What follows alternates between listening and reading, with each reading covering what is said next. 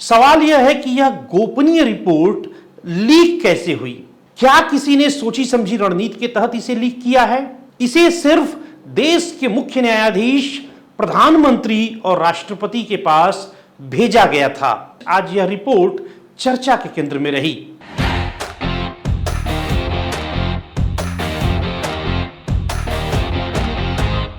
नमस्कार, मैं हूं मनोज टिबड़ेवाल आकाश। मेरे YouTube मंच द MTA स्पीक्स में आपका स्वागत है। देश की न्यायपालिका में हलचल मचाने वाली सुप्रीम कोर्ट की इन हाउस जांच रिपोर्ट, जो जस्टिस यशवंत वर्मा के खिलाफ केस कांड में गंभीर दुराचार की पुष्टि करती है, अचानक आज मीडिया में लीक होकर वायरल हो गई। सवाल यह है कि यह गोपनीय रिपोर्ट लीक कैसे हुई। क्या किसी ने सोची समझी रणनीति के तहत इसे लीक किया है? 64 पेज की यह रिपोर्ट बेहद गोपनीय थी। इसे सिर्फ देश के मुख्य न्यायाधीश, प्रधानमंत्री और राष्ट्रपति के पास भेजा गया था। मई के अंतिम सप्ताह में इसके कुछ अंश लीक हुए थे और आज तो कमाल हो गया। सुबह सवेरे से रिपोर्ट का PDF फॉर्मेट टेलीग्राम, व्हाट्सएप और अन्य सोशल मीडिया प्लेटफॉर्म पर तेजी से वायरल हो गया। कुछ लोगों का मानना है कि यह लीक राजनीतिक रणनीति का हिस्सा हो सकता है, ताकि संसद के मानसून सत्र से पहले महाभियोग प्रस्ताव को लेकर जनमत तैयार किया जा सके। वहीं कुछ सूत्र इसे न्यायपालिका के भीतर से पारदर्शिता और जवाबदेही के दबाव में हुआ कदम बताते हैं। संसद का सत्र 21 जुलाई से प्रारंभ हो रहा है। बार काउंसिल्स, वरिष्ठ वकीलों, नौकरशाहों, राजनीतिज्ञों और पत्रकारों के बीच आज यह रिपोर्ट चर्चा के केंद्र में रही।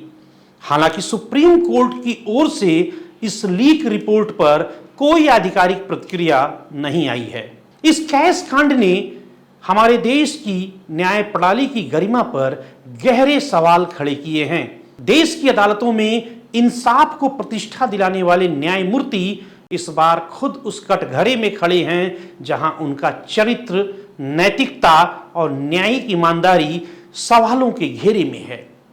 यह एक ऐसा मामला है जिसने न्याय के देवी की पवित्रता पर भी सवाल खड़े किए हैं। पूरा मामला शुरू होता है 14 मार्च 2025 की रात को। जस्टिस यशवंत वर्मा के दिल्ली के 30 तुगलक क्रेसेंट स्थित सरकारी बंगले में अचानक रहस्यमय तरीके से आग लगती है। अग्निशमन की टीम मौके पर पहुंचती है और आग बुझाने की तैयारी होती है। इसी बीच कमरे के एक कोने में अर्ध जले हुए 500 के नोट मिलते हैं। इस घटना की पहली खबर सुनकर पूरे सिस्टम में हलचल मच जाती है। 22 मार्च को तत्कालीन मुख्य न्यायाधीश संजीव खन्ना के निर्देश पर एक 3 सदस्यीय इन हाउस इंक्वायरी कमेटी गठित की जाती है। इस कमेटी में शामिल किए जाते हैं पंजाब एवं हरियाणा हाईकोर्ट के मुख्य न्यायाधीश शील नागू, हिमाचल प्रदेश हाईकोर्ट के मुख्य न्यायाधीश GS संधवालिया और कर्नाटक हाईकोर्ट की जज अनु शिवरामन। यह पैनल करीब 1 सप्ताह तक जमीनी जांच में जुटा रहता है, गवाहों से पूछताछ करता है और जहां पर नोट मिले उस स्थान पर भी जाता है। कुल मिलाकर 55 गवाहों के बयानात दर्ज किए गए। इस रिपोर्ट में पाया गया कि अर्ध जले नोटों का ढेर जिस स्टोर रूम में पाया गया वह जस्टिस यशवंत वर्मा के परिवार के नियंत्रण में था। यानी यह स्टोर रूम किसी अन्य के द्वारा नहीं खोला गया था, बल्कि वह जगह जस्टिस वर्मा की निगरानी में थी। रिपोर्ट में साफ तौर पर कहा गया है कि यह एक गंभीर न्यायिक कदाचार है जो न्यायाधीश पद की गरिमा के साथ पूरी तरह से खिलवाड़ है। इस जांच रिपोर्ट में यह भी कहा गया है कि आग लगने के तुरंत बाद यानी कि 15 मार्च की सुबह स्टोर रूम से अर्ध जलित नोटों का निरीक्षण किया गया, लेकिन पुलिस ने कोई प्राथमिकी यानी FIR नहीं दर्ज की। यह एक ऐसा सवाल है जिसे हर कोई पूछ रहा है कि इतनी बड़ी वारदात की फर्स्ट इंफॉर्मेशन रिपोर्ट यानी कि FIR क्यों नहीं दर्ज की गई। इस रिपोर्ट में यह भी पाया गया कि CCTV कैमरे उस स्टोर रूम के आसपास उस समय काम ही नहीं कर रहे थे और सबूतों को हटाने की खबर भी सामने आई है।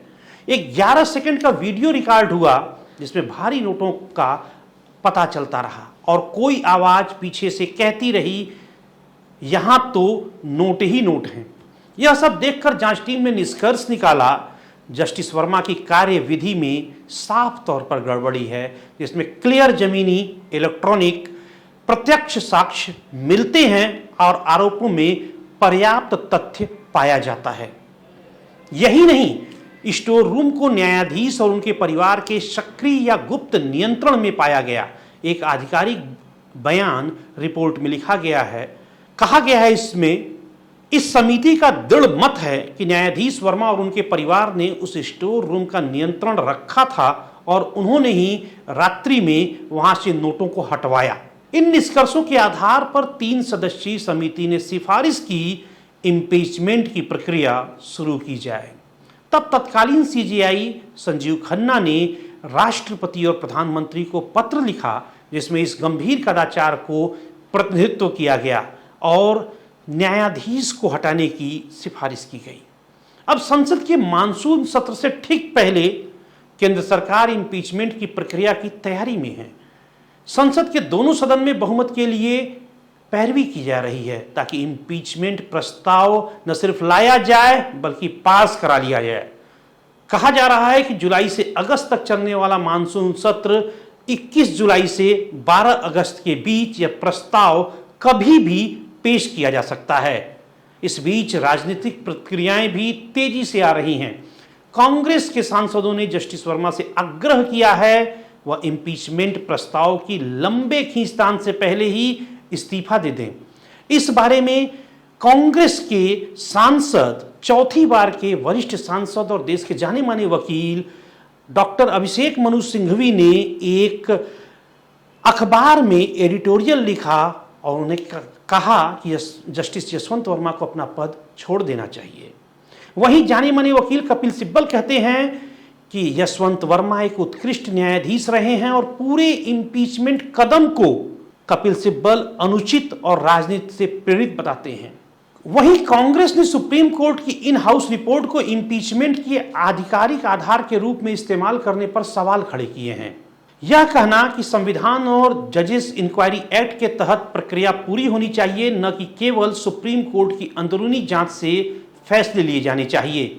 इन सबके बीच इलाहाबाद हाईकोर्ट बार एसोसिएशन ने इसे आम जनता की जीत बताया है और यह भी कहा कि इससे न्याय व्यवस्था में जवाबदेही आएगी। हालांकि सवाल उठाया गया कि अगर न्यायाधीश ही स्वयं जवाबदेह नहीं ठहरते तो न्याय की प्रतिष्ठा कब सुधरेगी। अब मैं आपको बताता हूं कि इम्पीचमेंट की प्रक्रिया वास्तविक तौर पर अमल में कैसे लाई जाती है। सबसे पहले संसद में इम्पीचमेंट प्रस्ताव पेश किया जाता है जिस पर 50 राज्यसभा या फिर 100 लोकसभा के सांसद सहमति व्यक्त करते हैं, उनके हस्ताक्षर होते हैं। इसके बाद 1958 के जजेस इंक्वायरी एक्ट के तहत एक नया सब कमीशन बनेगा। यह समिति फिर जांच करेगी जिसमें एक सुप्रीम कोर्ट जज, एक प्रमुख न्यायाधीश और एक प्रतिष्ठित व्यक्ति शामिल होगा। यदि यह समिति दोष सिद्ध करती है और 2/3 बहुमत से दोनों सदन में प्रस्ताव पास होता है तो राष्ट्रपति जस्टिस वर्मा को पद से बर्खास्त कर देंगी। यह भारत में न्यायाधीशों को हटाने की सर्वोच्च प्रक्रिया है। पहले भी इस तरह के इम्पीचमेंट की प्रक्रिया अमल में संसद में लाई जा चुकी है। तब 1973 में सौमित्र सेन और 2018 में पूर्व सीजेआई दीपक मिश्रा के खिलाफ, लेकिन ये दोनों ही प्रस्ताव पास नहीं हो सके थे। जस्टिस वर्मा के समर्थन में बोलने वालों की भी कमी नहीं है। कानूनी बिरादरी में उनकी पहचान एक प्रतिष्ठित न्यायाधीश के रूप में रही है। इस कैश कांड के बाद जस्टिस वर्मा ने अपनी सफाई में कहा है कि मैं और मेरा परिवार इन आरोपों से अनजान थे। मैं सच बोल रहा हूं कि हमें पता नहीं कि ये नोट स्टोर रूम में रखे हुए थे। यह जवाब पारदर्शिता और नैतिकता की कसौटी पर खरा नहीं उतरा क्योंकि जांच समिति ने पाया कि स्टोर रूम सील था, वह घर के परिसर में था और उसमें प्रवेश केवल परिवार और सुरक्षा में लगे लोग ही कर सकते थे। अब हम आपको बताते हैं कि आगे का रास्ता जस्टिस वर्मा के लिए बचता क्या है। या तो जस्टिस वर्मा स्वयं इस्तीफा दे दें जिससे रिटायरमेंट के बाद उन्हें पेंशन आदि की जो फायदे हैं वो मिलते रहेंगे। लेकिन यदि वे ऐसा नहीं करते हैं और इम्पीचमेंट प्रस्ताव पास हो जाता है तो उन्हें न सिर्फ भारी अपमान झेलना पड़ेगा बल्कि उनके पद और पेंशन दोनों चले जाएंगे।